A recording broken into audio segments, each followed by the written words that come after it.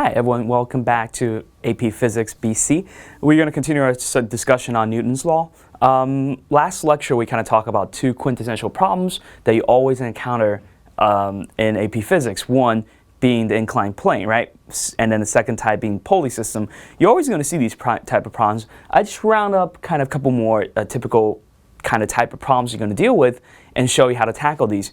And you will notice that throughout the theme that all these problems will be tackled with the same exact approach that I emphasized, right? You got to do the free body diagram and you'll be fine. So let's go with the first type, equilibrium. What does equilibrium mean? Equilibrium, in a kind of a physics sense, is that there's absolutely no motion. Or in other words, it's static. Okay? Everything's static. In a kind of a mathematical way, equilibrium, or in an expression type of way, equilibrium simply means F net of x is equal to F net of y is equal to 0. Okay? There's absolutely no net force on a subject. So the best way you can look at an equilibrium is if I have, so let's take a look at this example.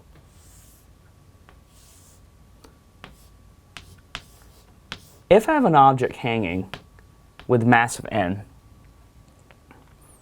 at this point, right, I can figure out, let's say this is a 30-degree angle and this is a 45-degree angle, right? I can figure out the tension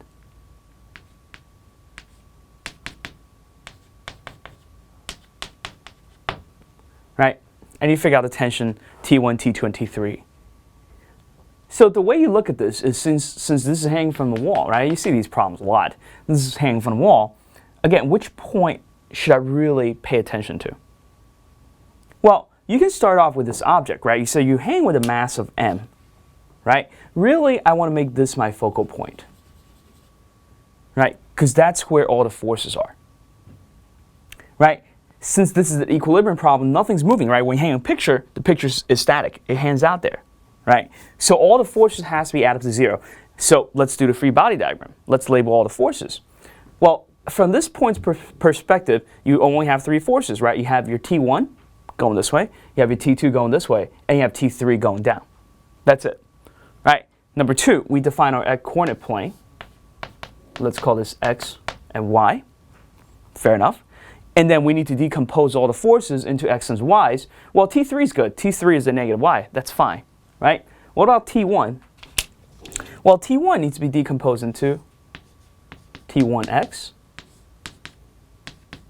and T1y, right?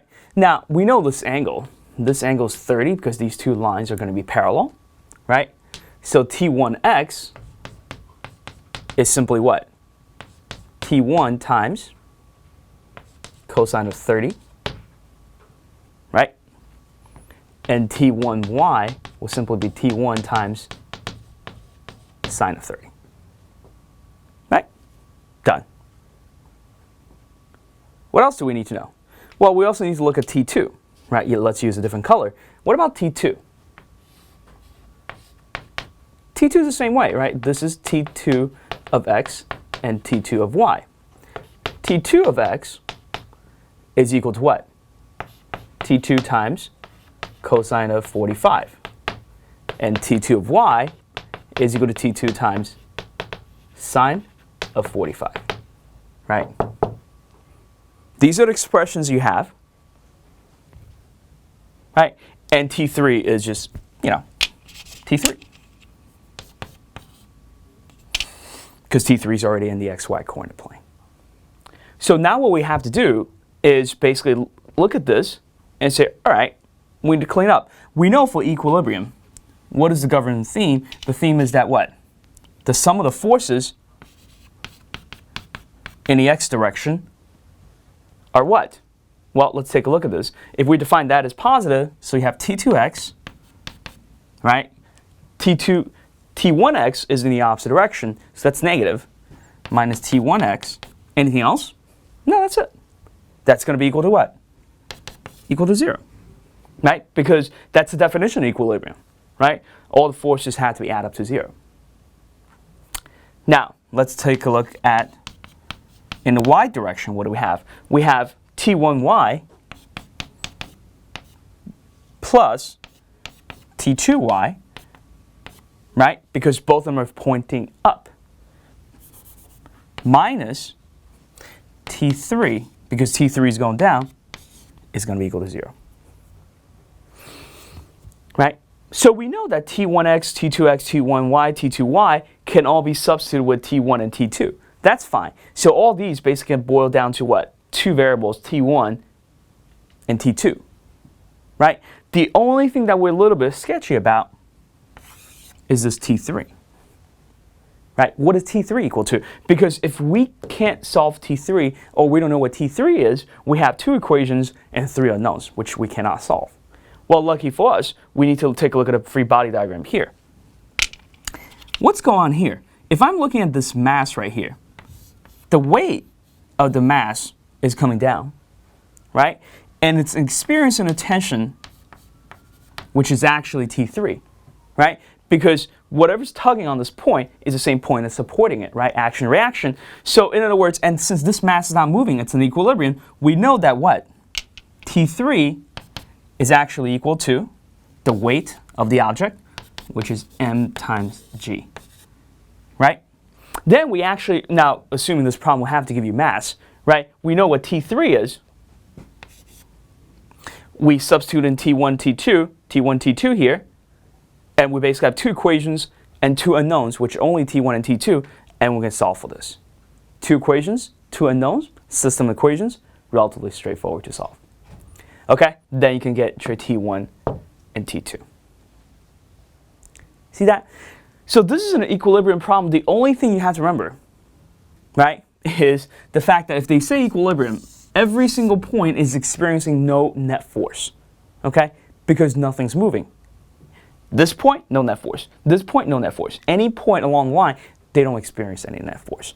And if you can, again, use the free body diagram approach that I showed you guys to do from 2 lectures ago, very easy, very straightforward, and you can do this. Okay? So that is equilibrium. Problem might shift, the angle might shift, the object hanging from the wall might shift, or the ceiling might shift, doesn't really matter. Okay? The approach is the same. Knowing that f net of x, f net of y are all equal to 0, add them up, and you're good to go. All right? Always be careful, decompose, and add them up, and you're good to go. Okay? Let's take a look at the second type of example. The second type is what I like to call the elevator problem.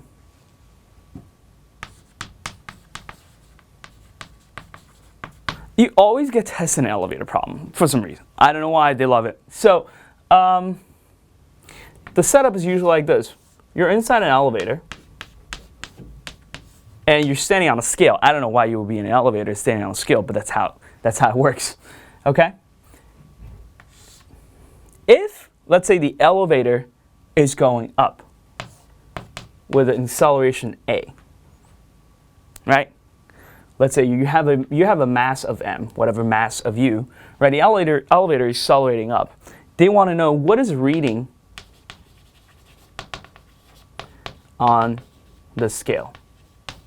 So wait a minute, isn't reading on the scale just going to be my mass times g? That's it? No, it's a little bit different. Here's why. Because if your elevator is accelerating up, that means the elevator is applying force onto your body upwards. What does your body do? If you have a force that's supplying an upward force, right, what would you do? Your body will exert a reaction force. So when the elevator is coming up with an acceleration a, your body is coming down, also reacting with the same force. Okay? Right? Your body also is reacting with the same force to cancel it out. Right?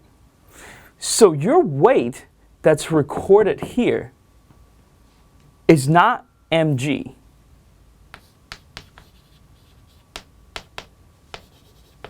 Mg is part of it because if you think about it, your weight comes down, right? Your weight comes down, but your body reacts to it, right? So you have this additional force that's applied to the elevator that's applying it. Okay? So your body reacts to that, right?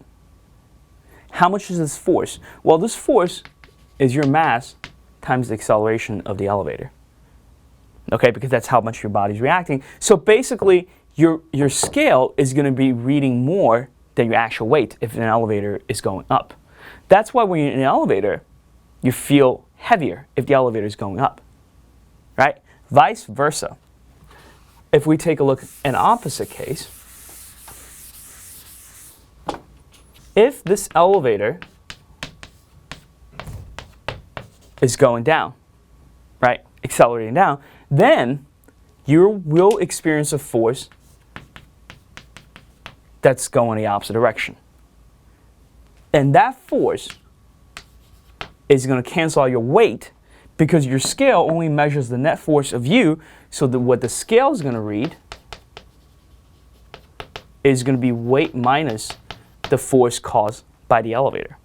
So next time you're in the elevator, in essence, what this means is that when the elevator is going down, you feel lifted, right? Next time when you go to the elevator, feel that. When the elevator is going down, especially at a great acceleration, like in a high level elevator that's going down, you feel your body lifted, or you feel that you're actually lighter because your bodies are producing a reaction force against the elevator to make sure what? The forces are balanced out. Okay? Your scale, if you step on a scale, your scale will read a little bit less than that. Okay? So that's the elevator question. Again, nothing kind of crucial, but I just want you guys to be aware of this. The last example you kind of see, which I think is really simple, but sometimes students get confused. It's kind of close to the pulley, but it's the multiple block.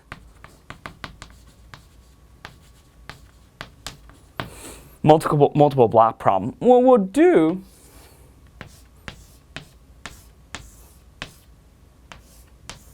is that you have 3 blocks, let's say M1, M2, M3. Okay? If you're pulling with the force F,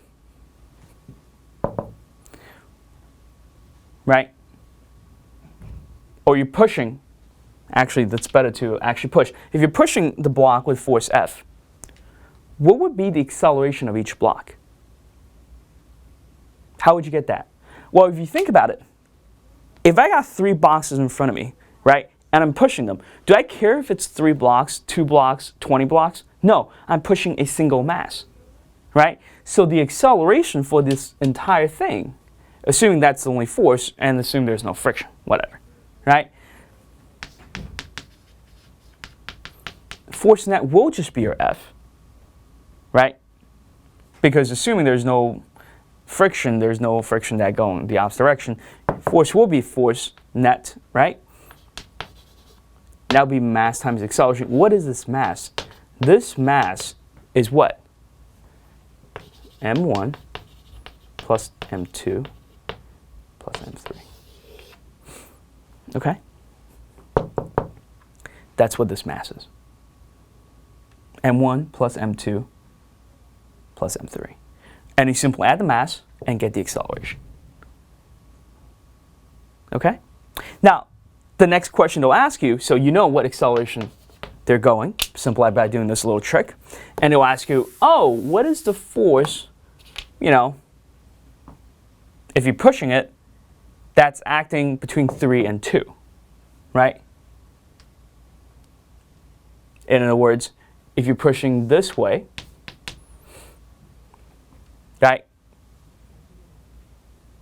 Let's say you use 1 and 2 as an example, right? What is the interaction between 1 and 2? Well, if you think about it, do a free body diagram. 1 is getting pushed this way with F1, right? But 1 is getting pushed back from what? Oh, just F, and then we get from 2 on 1, right?